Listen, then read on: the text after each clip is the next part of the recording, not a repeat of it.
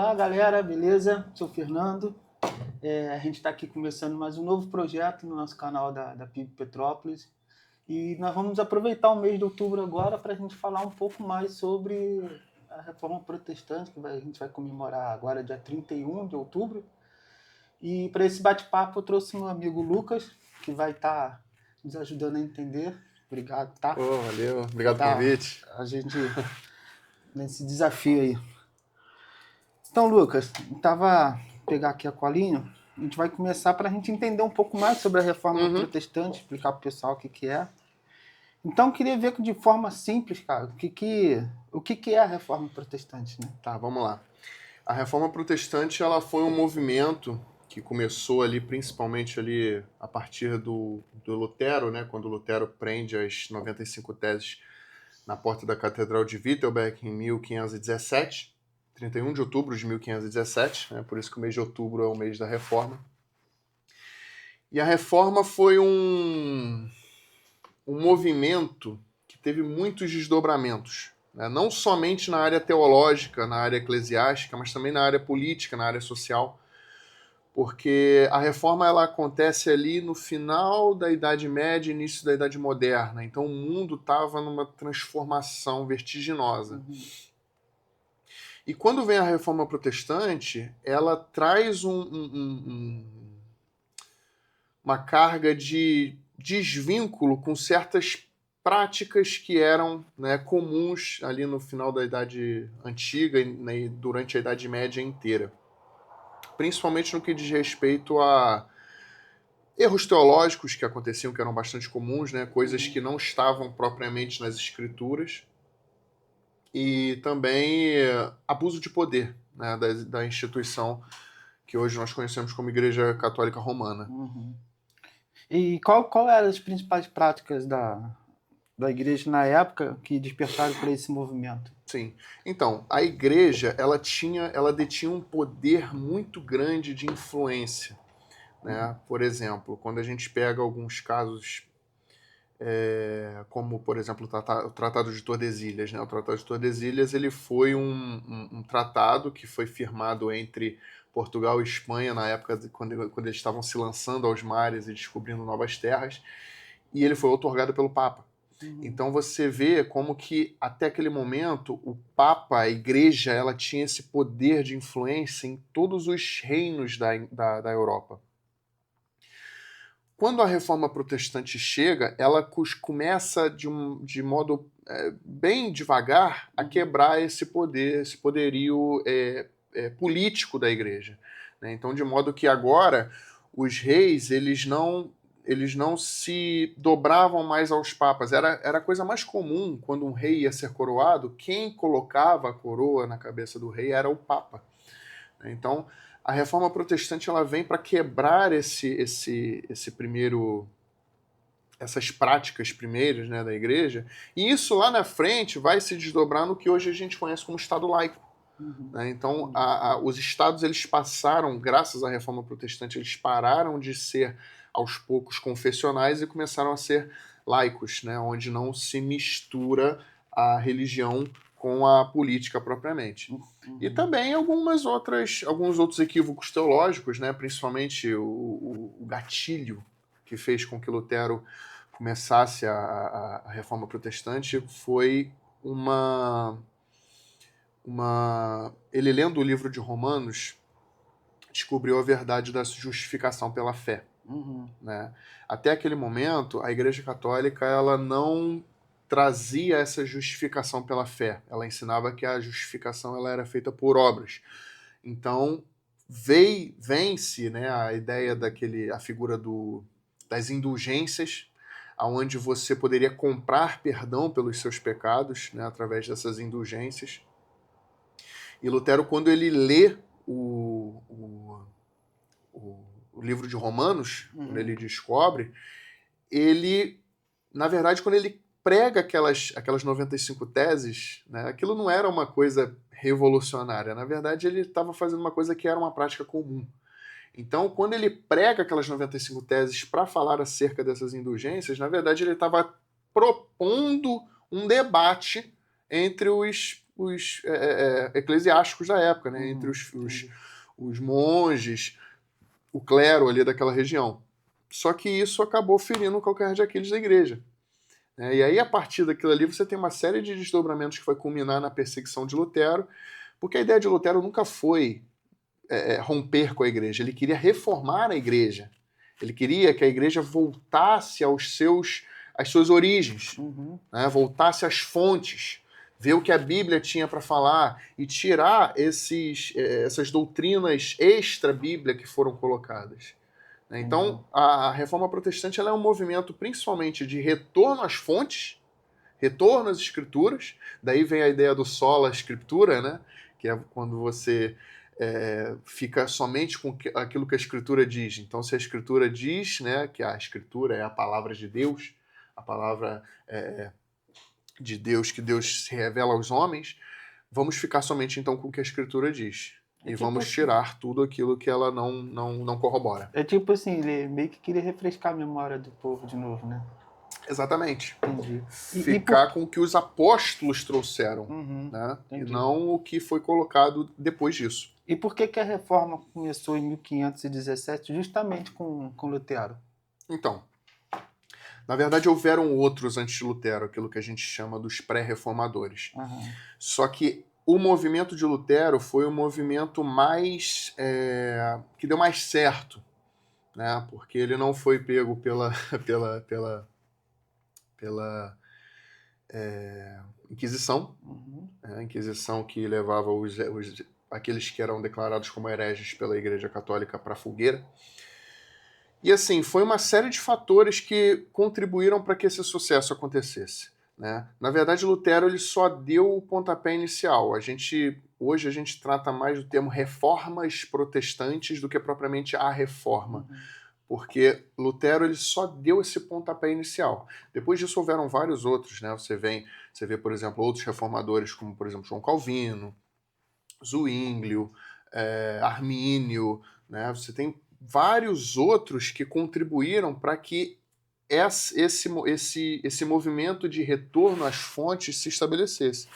O que aconteceu com Lutero foi que ele se posicionou veementemente e ele teve também o respaldo do rei Frederico, né, que era dali da anglo-saxão, né, que ele... É até uma história interessante, porque depois que Lutero sai ali da Dieta de Worms, ele é sequestrado.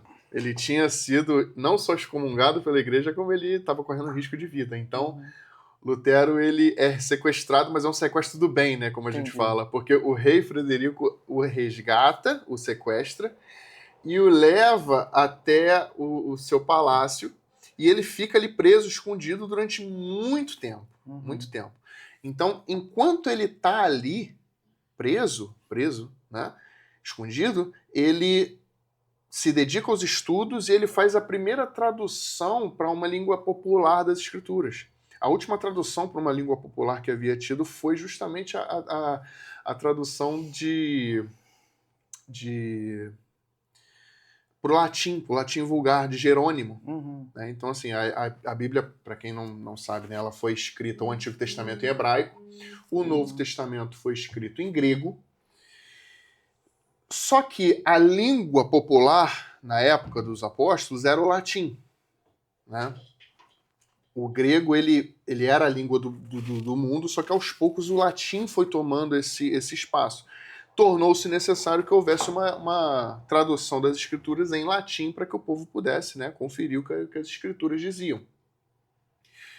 E até aquele momento, Lutero ali, né, até aquele momento a Bíblia que as pessoas tinham acesso ainda era essa Bíblia em latim. Né? A gente está falando de uma época que não tinha imprensa, não tinha impressora, então era necessário que fosse escrito à mão. Então você tinha monges copistas que faziam esse trabalho, né?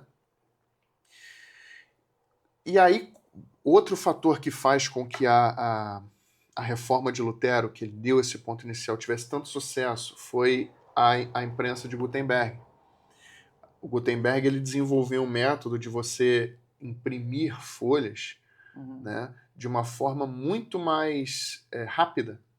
Então você conseguiu, a partir da tradução de Lutero e da imprensa de Gutenberg, produzir a primeira Bíblia traduzida para o alemão vulgar. Entendi. E aí as pessoas, nesse primeiro momento, começaram a ter acesso às escrituras. Então eles começaram a ver as incongruências que tinham com a doutrina católica. Uhum.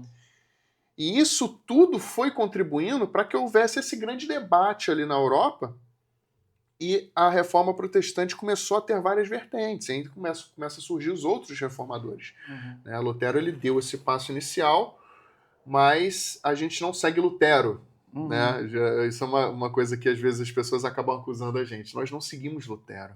Lutero ele foi um homem ferramenta, foi um homem de Deus, usado por Deus para começar um movimento que culminou hoje no que a gente conhece como protestantismo. Uhum. Tanto é que da doutrina luterana tem algumas diferenças para nós batistas, por exemplo. Uhum. Porque nós batistas saímos de uma outra vertente.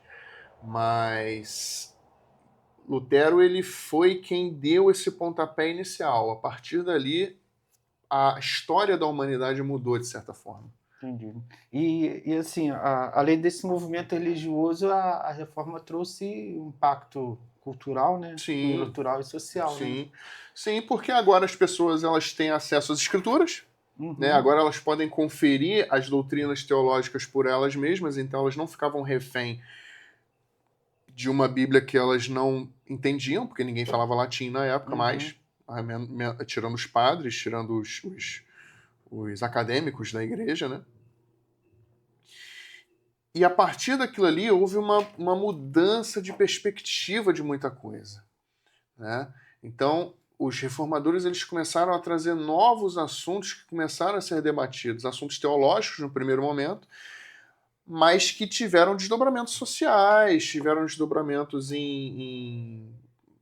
por exemplo, universidades foram construídas a partir do protestantismo. Claro, a Igreja Católica também teve a sua parcela nesse quesito, mas muito se desenvolveu na Europa ali no final da Idade Média, início da Idade Moderna, muito se desenvolveu por conta desse movimento que a Reforma Protestante teve. Entendi. E como que tu acha que hoje, a reforma hoje ela influencia na nossa vida, na nossa fé? Como que tu acha? Influencia muito. Porque se hoje nós temos uma Bíblia na nossa mão, na nossa casa, onde a gente pode consultar, a gente tem diversas traduções, isso tudo se deu porque a reforma começou esse movimento. Se hoje nós podemos trazer assuntos e debater assuntos que são pertinentes à fé, são pertinentes à teologia, é porque esse espaço de liberdade foi trazido lá atrás, com preço de sangue. Muitos reformadores morreram, muitos pré-reformadores morreram. Né? Se hoje nós temos essa liberdade, se hoje nós temos o Estado laico, se hoje nós temos esse livre exame das Escrituras, é porque isso tudo foi plantado lá atrás. Então, a Reforma Protestante, ela não foi só um momento ali específico na história ali, que aconteceu ali isolado, ali a partir de 1517. Não, isso é uma coisa que trouxe diversos desdobramentos ao longo da história da humanidade. Né? Você pega, por exemplo, só para a gente trazer um exemplo aqui, a mentalidade de trabalho. Né? Você pega, por exemplo, a mentalidade protestante no que diz respeito no que concerne ao trabalho, é completamente diferente da reforma da ideia católica de trabalho. Né? Os protestantes encaravam essa ideia do trabalho como o trabalho dignifica o homem, como nós precisamos trabalhar. Aquele que não trabalha também não coma, né? Aquilo que Paulo vai falar. Então o trabalho ele dignifica o homem. Na teologia católica, o trabalho estava vinculado à ideia de punição de Deus, por conta de que o homem, após o pecado, precisou trabalhar e tal, do suor que você colherá da terra. Né? Então, você tem essa ruptura de paradigma, por exemplo, no que diz respeito à teologia do trabalho, e isso vai se tornar um ponto efervescente no meio no meio protestante, principalmente com os puritanos. E os puritanos, num determinado momento, vão sair da Europa e ir para os Estados Unidos.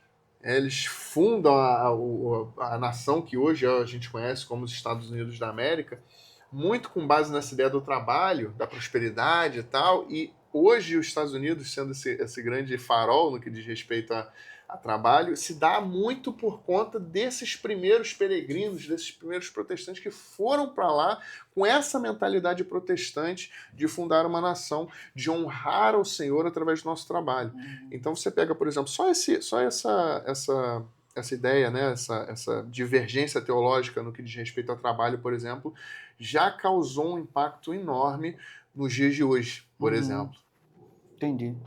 Então, por hoje é só, a gente deu para a gente aprender que a reforma não foi só um acontecimento, né, do passado. Não. Foi, acho que é para mais um firmamento de chamado de Deus, Sim, né? sim.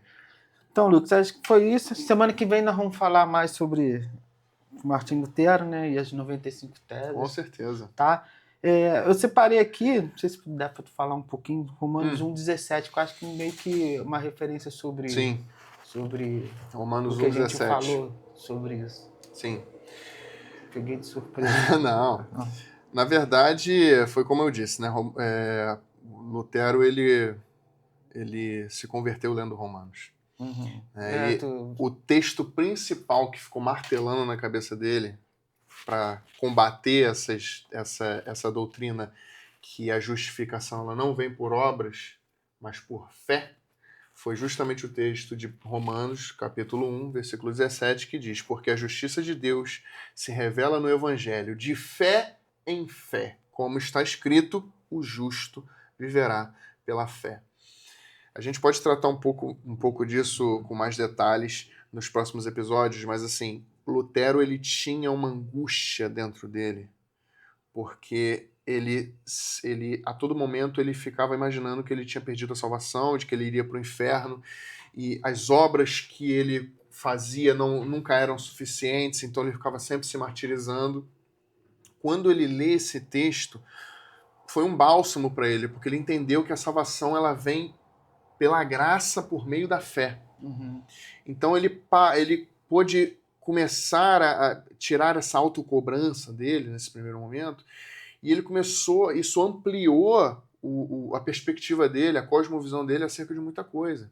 Então ele conseguiu ter mais essa tranquilidade para poder entender, bom, peraí, então se eu pecar, não necessariamente eu vou para o inferno, porque na verdade a salvação ela vem pela graça por meio da fé, então basta eu estar em constante arrependimento, que não tem como eu perder a salvação. Então uma coisa foi ligando na outra, e isso serviu de pavimentação para que hoje a gente tivesse o que a gente conhece hoje como teologia protestante, principalmente firmado nos 5 solas da Reforma, que é a sola fide, somente a fé, sola scriptura, somente as escrituras, solus Christus, somente Cristo, soli Deo Glória, somente a Deus da glória, e sola gratia, exatamente, somente a graça. Porque, na verdade, esses 5 solas, eles são interligados um ao outro, um depende do outro. Então, a salvação, ela vem pela graça, sola gratia, mediante a fé, sola fide. Quem garante isso são as escrituras, sola scriptura. Somente Cristo é o único caminho para é o caminho entre os homens e Deus, e somente a Deus dá glória, soli Deo glória, somente a Deus damos a glória. Então, essas 5 expressões, né, essas 5 solas que a gente chama, elas sintetizam, isso é latim, aliás, né? Elas sintetizam todos os fundamentos da Reforma Protestante. É a partir dessas 5 solas, principalmente dessa mudança de perspectiva de Lutero em cima do livro de Romanos, o justo viverá pela fé, que a gente tem essa mudança de paradigma. E aí é resgatado essa doutrina fundamental das Escrituras estabelecidas pelo apóstolo Paulo, que a igreja tinha deixado, a igreja católica, então, ela tinha deixado de lado. E aí vem os reformadores e resgatam esse conceito. Porque, afinal de contas, perfeitos nós nunca vamos ser. Perfeitos nós nunca vamos ser. Nós somos, ao mesmo tempo, santos e pecadores. Nós estamos num processo de santificação. Nós estamos num processo de querer fazer a diferença através da obra do Espírito Santo em nós, para que nós possamos nos santificar, não por nós mesmos, mas porque aquele que habita em nós é mais forte do que nós, ele traz essa santificação para nós. né? Então é uma doutrina fundamental que foi deixada de lado ao longo da igreja, né? Ao longo da história da igreja, e virou tudo menos a graça. Né? Então você pagava uma indulgência para poder salvar, tanto a poder ter a remissão dos seus pecados, né? Chegou ao ponto de você pagar uma indulgência para poder salvar a alma de algum ente querido seu que havia falecido, né? E a partir daquilo ali ele tinha esse desprendimento. Enfim, o justo viverá pela fé. Nós somos nós somos salvos pela graça mediante a fé. Aquilo que Paulo vai estabelecer. Né? Isso não vem de vós, é dom de Deus. Então, é uma doutrina que foi esquecida nesse período da igreja e foi resgatado pelos reformadores, em especial por Lutero, que trouxe de novo essa verdade consultando as fontes. Beleza. Até a próxima. Então. Valeu. Obrigado.